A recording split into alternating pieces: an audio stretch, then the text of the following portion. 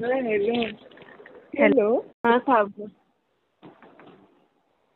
बोला ताई. हा, माझा अनुभव सांगायचा होता ताई. सांगा ना, कुठून बोलताय? गेल्या गेल्या महिन्यात मी सांगितलेलं बघा, ते मुलीची डिलिव्हरी झाली, तिला बदली पुण्याला टाकलेलं. हो हो हो हो. आठवण आहे तिची ना. आता ट्रान्सफर झाली मुंबईला. अरे वा, काय सेवा कारण केली तुम्ही? ऐका ना, मी भगतताईला फोन केला, तुम्ही नंबर दिलेला बघ मला. हा हा हा हा. तर भगतताई मला बोली झालं तुझं काम, एवढा शब्द दिला तुम्ही. आणि ओ. मला बोलले की तू फक्त थोडं कष्ट कुमार, तुझ्याजवळ 51 वेळा होणार नाही बोलली. मी घाबरलेली होती ना, खूप टेन्शन मध्ये होती, कारण त्यात तिकडून तिला रिलीजच भेटत नव्हती पुण्यावर. आणि इकडे तिचं काम इंटरव्ह्यू फिक्स झालेली.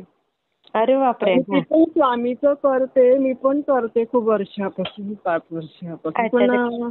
पण मी तिने दोरकष्ट 51 वेळा म्हटलं, जशी मला जमेल तशी केली मी.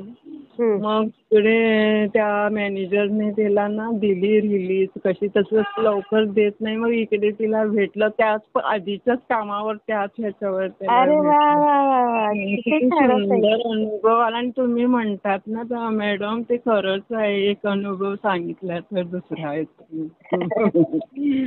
मला विश्वासच बसत नव्हता. मी 2 वर्षापासून, स्वामी तू कुठं आहे, काय आमचं खेळ खेळतो म्हणायचं. एवढे पण तेच बघत ताईच्या एक शब्द मला बोलली, झालं काम, फोन कर मला, असं बोलली. हो, एवढंच बोलली ती. आणि मग मी त्यांना पण फोन केला बघत ताईंना, तर ती बोलली तुम्हाला शेअर करा. तुम्ही गोव्याकडच्या आहेत का? हा, तुम्ही गोव्या साईडचे आहेत का? आम्ही गोव्याची आहे. ते भाषेवरनं वाटतंय. माझे इकडे आम्ही अंबरनाथला राहतो. अच्छा अच्छा अच्छा. हा हा हा. खूप छान, खूप छान. आणि मग ना मी एक दिवस एवढी टेन्शन, केंद्रीय दादांना पण फोन केलेला, तर मला बोलला पोरीचं काम आहे ना, तर तिला सांग ना बोलला. तिने फोन केला. पोरी कशा असतात ना, तर तो थोडा रागवला तिच्यावर. रागावले का? आणि ती घाबरली आणि म्हणली मम्मी मी नाही करणार, ते माझ्यावर रागवलं. म्हणजे जाऊ दे ग, परत मग त्याने परत केला. हॅलो. तर परत केला, तर तो म्हणला तू एवढ्या लहान पोरीला नोकरी सोडून दे बोलला. तिला ते खटकल्यासारखं झालं ना. नाही बा दादा, नाही काका, आमचं थोडंसं माहेरचं थोडंसं प्रॉब्लेम हे आहे, आणि सासरची लोक जा म्हण, आणि एवढी शिकलेली आहे ना ताई, नोकरी आम्ही किती कष्टाने पोरांना शिकवलं. बरोबर. आता बाळ केवढं आपल्या पायावर नोकरी पाहिजे. हे तर आहेच, अगदी बरोबर. कारण आम्ही त्रास काढले, ते पोरांना नको व्हायला, एवढीच आमची देवाची असते. खरंय खरं. मी थोडं काटकसरीने, ते आताची मुलांना हे आहे ना थोडं असं, दोघी असले काम केलं तर हातबोट लावतात. बरोबर बरोबर. त्याचे सासरे पण बोलले नोकरी असली तर कुठेही मान भेटतो, हे तसं त्यांचं होतं, चांगलं होतं. पण एक कोणाजवळ आपण उभं राहून बोलू शकतो, ते त्यांचं बरं आहे, आपण काही म्हणू शकत नाही. मग ती पुण्याला गेली ना, मला सारखं ना, मला असं बरं वाटलं की बाबा हे पण काम नाही, ते आता हिचं काय होईल. पण ना भगत ताईला मी एवढ्या टेन्शन मध्ये, तुम्ही नंबर दिल्यानंतर पटापट फोन केला. ती बोलली आता सुनीता ताईंना फोन करा तुम्ही, चांगली आहे, मस्त आहे ती. सगळे दादा पण छान आहे, सगळ्या ताई छान आहेत. हो ताई, दादा पण छान आहे. पण त्याला काय वाटलं, ही लहान पोरगी आहे ना, पोरीला त्रास देऊन तू नोकरी का करते,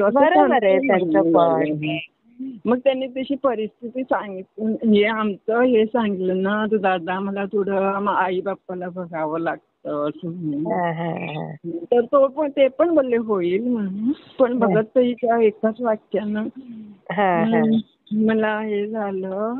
आणि खरंच स्वामी आहे. आणि तुम्ही बोलतात ना की अनुभव सांगे, आणि मी म्हटलं झालं तर मी अनुभव सांगेल म्हटलं स्वामी म्हटलं.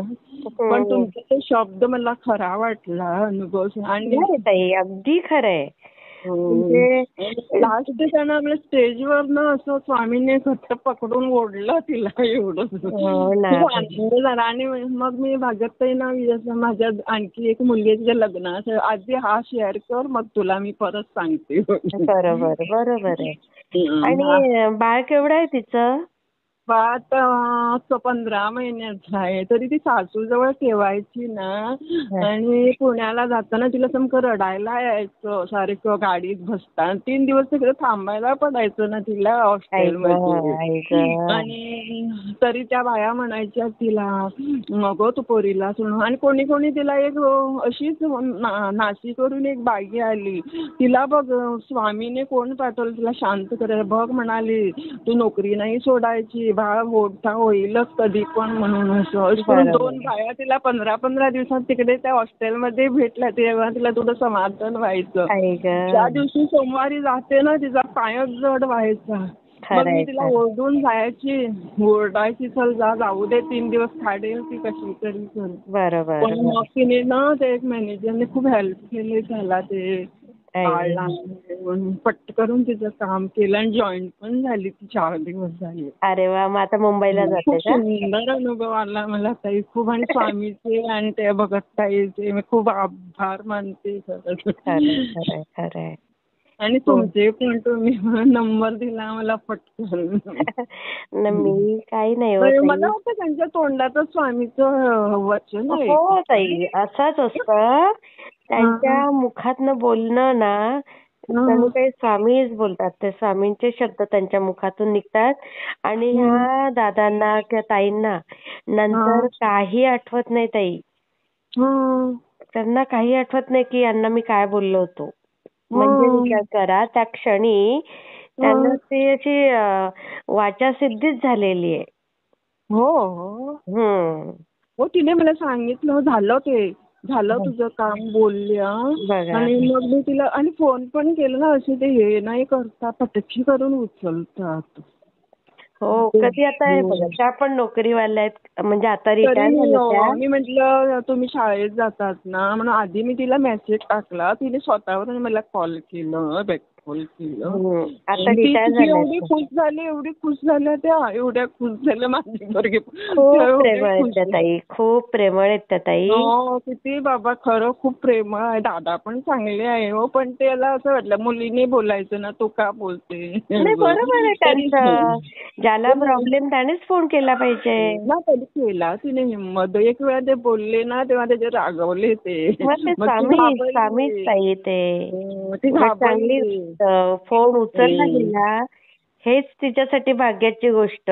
आणि दादा बोलले त्याला पण असं वाटलं ते बाळाचं एवढं लहान बाळ तुला नोकरी जास्त की ते बाळ जास्त असं म्हणून त्याने केलं हे केलं नोकरी सोडून देते.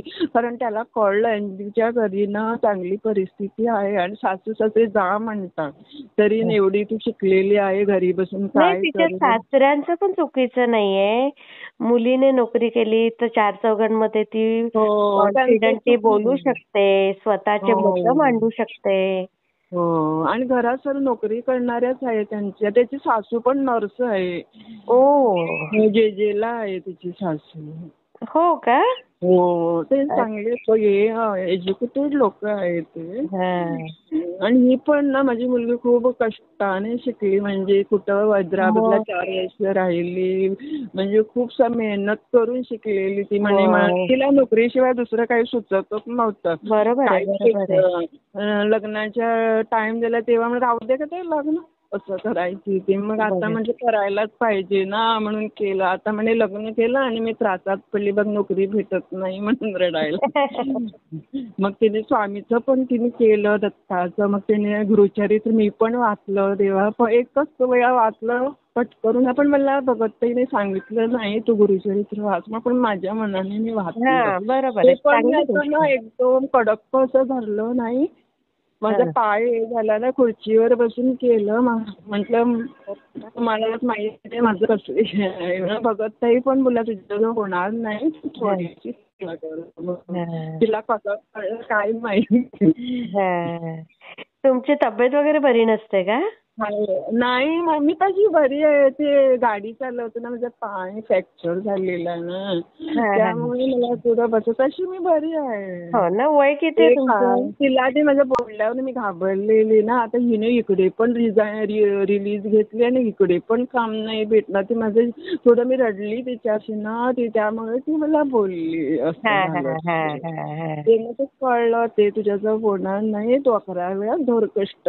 पण मी 2-3 वर्ष बोललो धोरकष्ट जसा वेळ भेटतो ना मी म्हणतेच. अरे वा, छान छान. वय किती आहे ताई तुमचं? वय किती आहे तुमचं? माझं 50 आहे, 50. अच्छा अच्छा. तरी पण म्हणजे मराठी बोलायचा चांगला प्रयत्न करताय तुम्ही. होत नाही बरोबर. गोव्याकडचे आहेत तरी पण म्हणजे प्रयत्न चांगला करताय मराठी. बोलतो घरात कोकणी बोलतो ना. माहित आहे मला. कोकणी लोकांना मराठी बोलताना फार त्रास होतो मला माहित आहे. आमचं ते कोकणीमध्ये झालं ना शिक्षण. इंग्लिश आणि कोकणी आमच्या गोव्याला जास्त चालते. बरोबर. आणि आम्ही पोरांना पण मराठी बोलतच नव्हते. जे आता बाहेर गेले तर आता ते इंग्लिश सर्व बोलतात ना. आणि आम्ही पोरांना ते कोकणी शिकवलेली असं म्हणजे मराठी नाही बोलायचं होतं. मी शेअर करते ताई. थँक्यू. समर्थ.